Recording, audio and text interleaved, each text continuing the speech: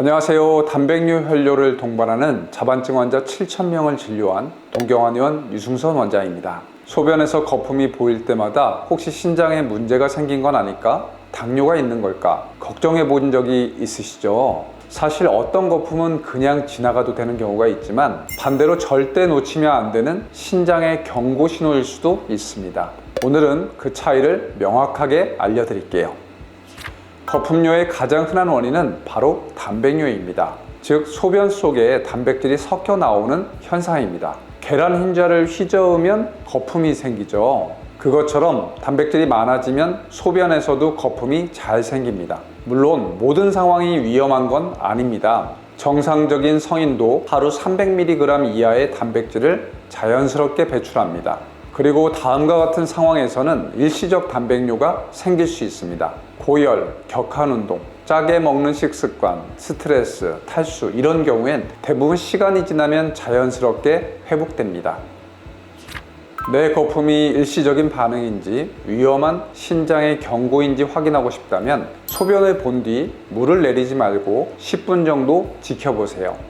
10분 정도 지나도 거품이 거의 그대로 남아있다면 이건 단백뇨를 의심해야 하는 신호입니다. 거품이 금방 사라진다면 일시적 요인, 물줄기 색이, 변기 구조 문제일 가능성이 더 높습니다. 만약 내 거품이 계속 보이네 하고 마음에 걸린다면 집에서 간단히 확인할 수 있는 소변 검사 키트, 즉 요스틱 검사도 도움이 됩니다. 이 검사 키트는 단백뇨, 잠열, pH 같은 기본 항목을 빠르게 확인할 수 있어서 초기 체크용으로는 충분히 의미가 있습니다. 하지만 검사 스틱에서 단백질이 나온다면 그땐 반드시 병원에서 정밀 검사를 받는 것이 좋습니다.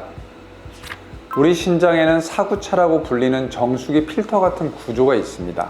노폐물, 과잉 수분은 배출하고 혈액 속 단백질, 혈구, 전해질은 몸 안에 보관하는 역할을 합니다. 즉 필요한 것은 남기고 필요 없는 것은 버리는 스마트 필터입니다. 그런데 사구체가 손상되면 필터가 구멍난 것처럼 단백질이 소변으로 흘러나오게 되고 그 결과 거품이 많아지거나 부종이 생기고 소변량이 줄어드는 등 전신 증상이 나타날 수 있습니다.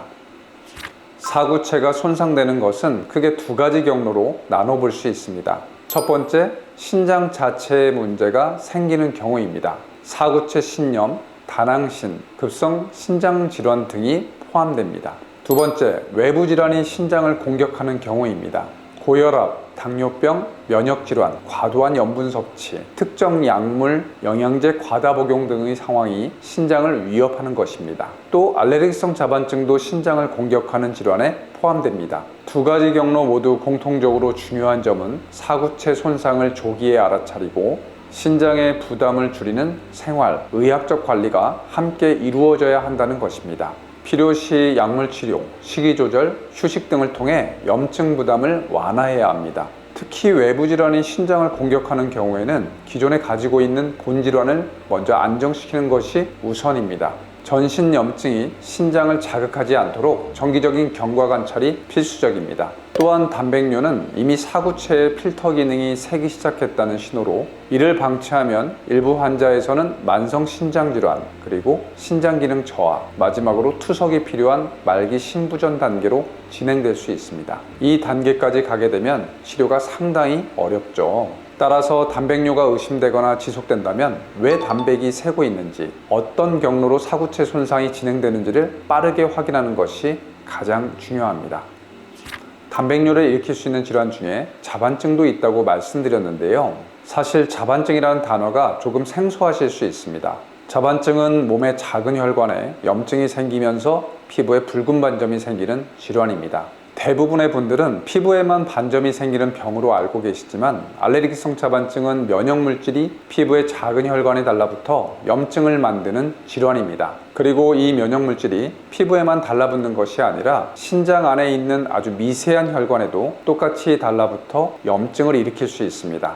즉 피부에 보이던 염증이 보이지 않는 신장에서도 발생할 수 있다는 뜻입니다. 자반증이 신장을 침범하면 단백뇨, 혈뇨, 심한 경우 신장기능 저하까지 나타날 수 있습니다. 그래서 거품뇨가 단순한 현상이 아니라 자반증이 신장까지 영향을 주고 있다는 신호일 수도 있습니다.